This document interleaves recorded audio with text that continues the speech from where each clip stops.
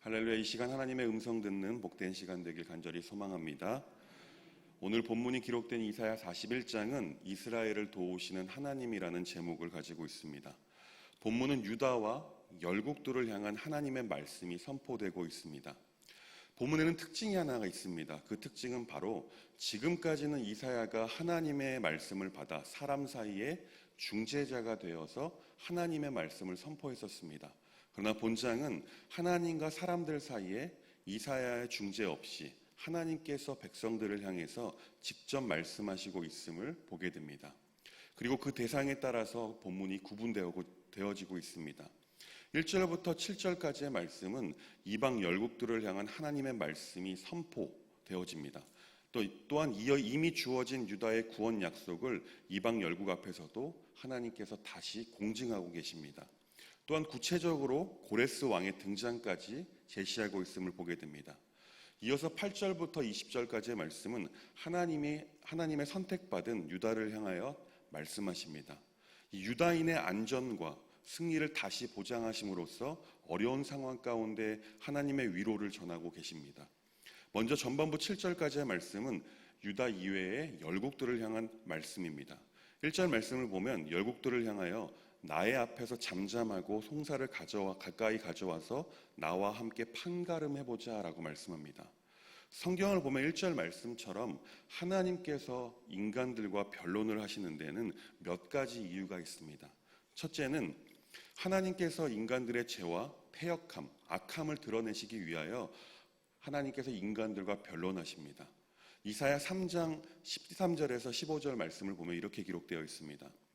여호와께서 변론하여 일어나시며 백성들을 심판하려고 서시도다. 여호와께서 자기 백성의 장로들과 고관들을 심문하러 오시리니 포도원을 삼킨 자는 너희이며 가난한 자에게서 탈취한 물건이 너희의 집에 있도다. 어찌하여 너희가 내 백성을 짓밟으며 가난한 자의 얼굴에 맷돌질하느냐. 주 만군의 여호와 내가 말하였느니라 하시도다. 아멘. 이처럼 인간들의 죄악과 패역함, 악함을 드러내시기 위해서 하나님께서는 인간들과 변론하십니다. 둘째는 죄를 깨끗하게 하시기 위해서 인간들과 변론하십니다. 이사야 1장 18절 말씀입니다. 여호와께서 말씀하시되 오라 우리가 서로 변론하자. 너희의 죄가 주홍 같을지라도 눈과 같이 희어질 것이요 진홍같이 붉을지라도 양털같이 희게 되리라. 아멘. 이처럼 죄인인 우리 인간들을 깨끗하게 하시고자 서로 변론하자라고 말씀하십니다. 셋째는 그 행한 대로 심판하시기 위해서 인간과 변론하십니다. 호세아 12장 2절 말씀입니다. 여호와께서 유다와 논쟁하시고 야곱을 그 행실대로 벌하시며 그의 행위대로 그에게 보응하시리라. 아멘. 심판 전에 그 행위대로 벌하시기 전에 인간으로 하여금 변론하게 하기 위해서 하나님께서는 인간들과 변론하시는 것입니다. 넷째는 하나님 자신의 의로우심을 알리기 위해서 인간들과 변론하십니다. 그리고 다섯째는 복음의 진리를 알리기 위해서 인간들과 변론하시는 모습을 성경 곳곳에서 볼 수 있게 됩니다. 그 변론은 대부분 중재자로 하여금 상대와 변론케 하기 위하여 말을 주십니다. 그런데 오늘 본문은 중재자 없이 직접 하나님께서 인간과 변론하시기 원하시는 모습을 발견할 수 있습니다. 그렇다면 하나님께서는 왜 인간들과 변론하기 원하셨을까요? 바로 당시에 잘못된 것을 바로잡기 위해서였습니다. 당시에 유다를 제외한 열국들은 이 모든 역사가 하나님에 의해서 이루어짐을 인정하지 않았습니다. 그리고 자신들이 잘나서 붕황해졌다라고 생각하고 있었습니다. 그래서 하나님께서는 그 모든 것이 당신께서 허락하셨음을 지금 말씀하고 계시는 것입니다. 2절부터 4절까지의 말씀을 함께 보겠습니다. 함께 읽습니다. 누가 동방에서 사람을 일깨워서 공의로 그를 불러 자기 발 앞에 이르게 하였느냐. 열국을 그의 앞에 넘겨주며 그가 왕들을 다스리게 하되 그들이 그의 칼에 티끌 같게 그의 활에 불리는 초계 같게 하며 그가 그들을 쫓아가서 그의 발로 가보지 못한 길을 안전히 지났나니 이 일을 누가 행하였느냐. 누가 이루었느냐. 누가 처음부터 만대를 불러내었느냐. 나 여호와라. 처음에도 나요 나중에도 있을 자에게도 내가 곧 그니라. 아멘. 2절 말씀에서 나오는 동방에서 사람을 일깨웠다라는 표현은 초두에 말씀드렸듯이 바사왕 고레스를 지칭하는 것입니다. 다시 말하면 하나님께서는 동방에서 100년 후에 고레스 왕이 일어나도록 하셨다라는 것을 예언하고 계시는 것입니다. 또한 하나님께서는 그 정복자 고레스 왕으로 하여금 가는 곳마다 승리케 하셨으며 다른 민족들을 고레스 왕에게 굴복하게 하셨으며 또한 그들을 왕들의 통치자로 만들었다라고 말씀합니다. 이어서 3절 말씀에서는 그가 거침없이 질주하여 그들을 추격하니 미처 발이 땅에 닿지도 않았다라고 말씀합니다. 왜 하나님께서는 고레스 왕이 일어나게 하셨을까요? 바로 고레스 왕으로 하여금 바벨론을 멸망시키고 이스라엘을 구원하기 위함이었습니다. 이것이 태초부터 예정되었음을 지금 말씀하고 계시는 것입니다.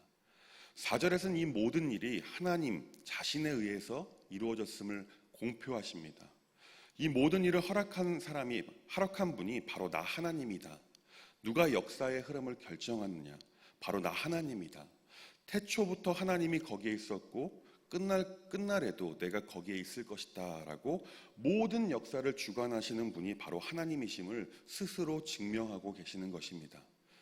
5절부터 7절까지의 말씀은 그릇된 신관에 의한 우상 숭배를 책망하고 있습니다. 여기에서는 기복적인 우상 숭배를 철저하게 배격합니다. 고레스 왕의 등장으로 공포에 떨고 있던 주변 열방들은 공동의 위험에 대처하기 위해서 상호 방위 동맹을 체결합니다.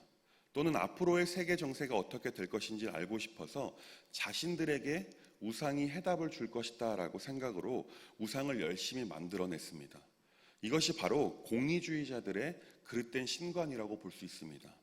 오늘날에도 종교의 실용가치, 건강에 도움이 되는 신앙, 환난 중에 구원받기 위한 기도, 사회의 건강을 유지해주는 종교, 이런 말들을 운운하면서 신앙을 결과의 한 취득 방법으로 인식하는 이들이 많습니다. 이와 같은 것을 바로 공리주의다라고 말합니다. 우리들도 종종 이런 공리주의적인 신관에 빠지고자 하는 유혹이 있습니다. 이런 잘못된 신관은 하나님과의 참된 영적인 교제를 방해하는 요소가 됩니다. 그렇게 우리 그리스도인들에게는 이런 공리주의적인 것이 잘못된 신앙관임을 깨닫고 철저하게 배격하는 것이 필요하다라는 것입니다. 5절 말씀을 보면 떨며 함께 모여와서라는 표현이 기록되어 있습니다. 이 구절을 포함한 이사야 40장 이후의 말씀은 적어도 이사야 당시의 상황이 아닌 100년 이후에 이를 묵시적으로 하나님께서 말씀하고 있는 것입니다. 그 예언은 바로 바사왕 고레스가 즉위하던 그때 해부터 바사를 통합하고 주변의 나라들을 점령해 나가기 시작합니다. 결국 예언처럼 바벨론을 멸망시키게 됩니다. 이 예언이 기록된 것은 유다 백성들에게 고레스의 강성을 두려워하지 말며 주변 열국을 따라서 우상을 섬기지 말도록 경고하기 위함이었던 것입니다. 이렇게 7절까지의 말씀은 열방을 향한 하나님의 말씀입니다.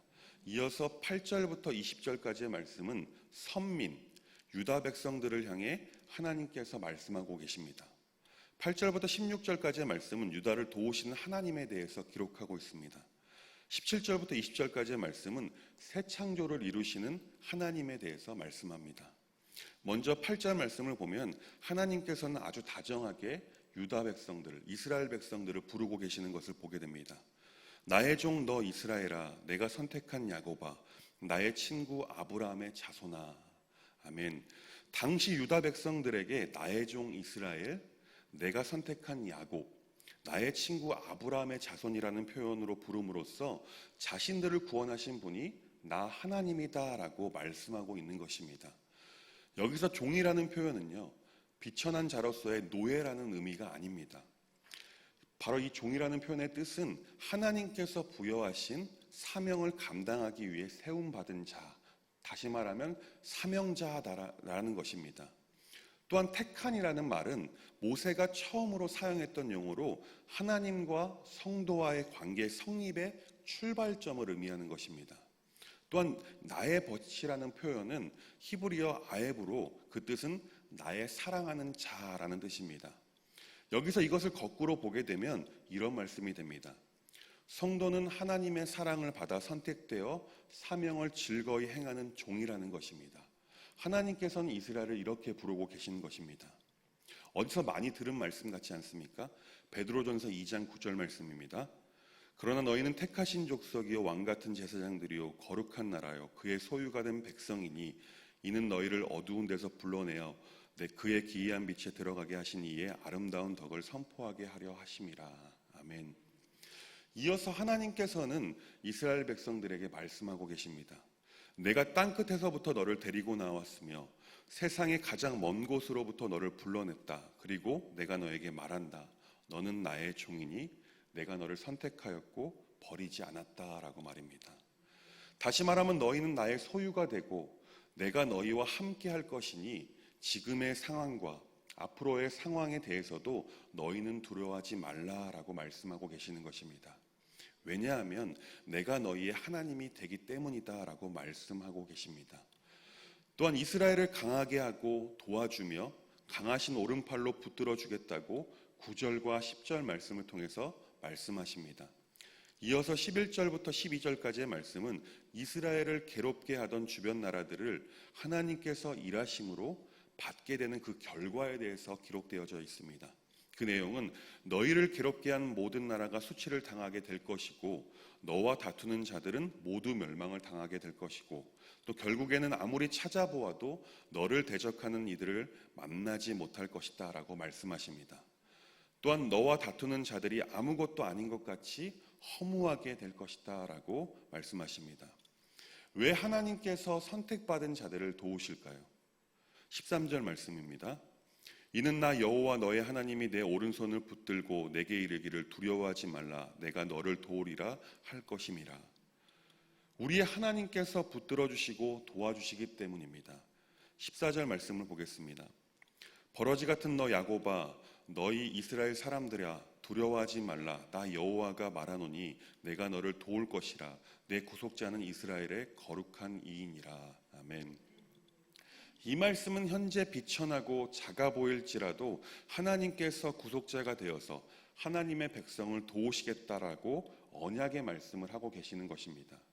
사람들은 어려움 앞에서 자신의 연약함을 묵상하다 보면 자존감을 잃어버리게 됩니다. 이런 상황에 있는 하나님의 백성들에게 하나님께서 도와주시겠다고 구원하여 주시겠다고 희망의 메시지를 선포하고 계시는 것입니다. 이 16절까지의 말씀을 통해서 결국 지금 버러지 같아 보일 수 있지만 결국에는 날카로운 새 타작기로 삼아 온 열방 가운데 들어 사용하시겠다고 그래서 결국 너희는 나 여호와 하나님으로 말미암아 기쁨을 누리게 되며 결국 나 하나님을 찬양하게 될 것이다 라고 말씀하고 계십니다. 이어서 17절 말씀부터 20절까지의 말씀은 새로운 창조, 위로의 말씀을 선포합니다. 그 내용은 이렇습니다. 가련하고 빈궁한 사람들이 물을 찾지 못하여 갈증으로 목마를 때에 그 기도에 응답하고 그들을 버리지 아니할 것이다. 메마른 땅에서 산에서 강물이 터져 나오게 하며 골짜기 가운데서 샘물이 솟아나게 하겠다. 내가 광야를 못으로 바꿀 것이며 마른 땅을 샘 근원으로 만들겠다라고 말씀하고 계십니다.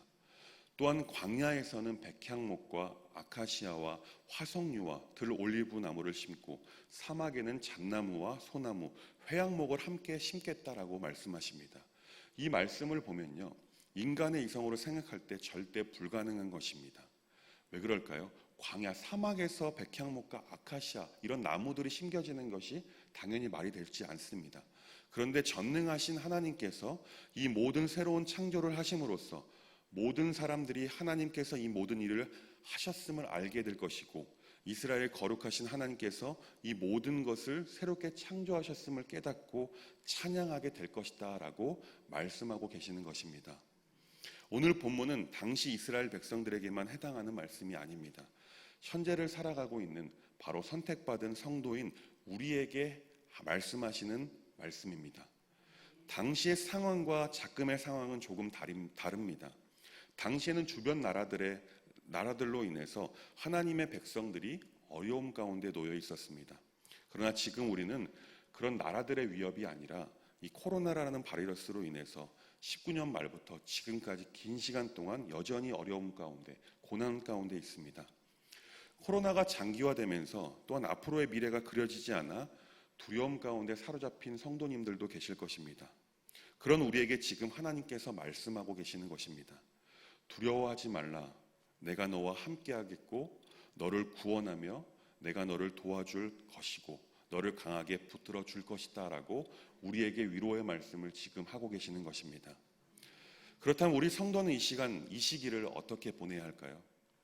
우리가 불렀던 찬송가 380장의 찬송처럼 우리의 생명이 되신 주님 앞에 나아가는 삶을 살아야 할 것입니다.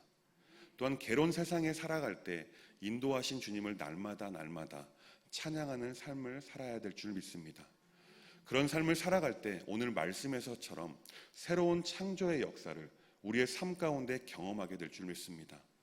결국 우리의 입술에서는 하나님의 위대하심과 전능하심, 그리고 하나님의 성실하심, 하나님의 신실하심이 찬양으로 흘러나오게 될 줄 믿습니다.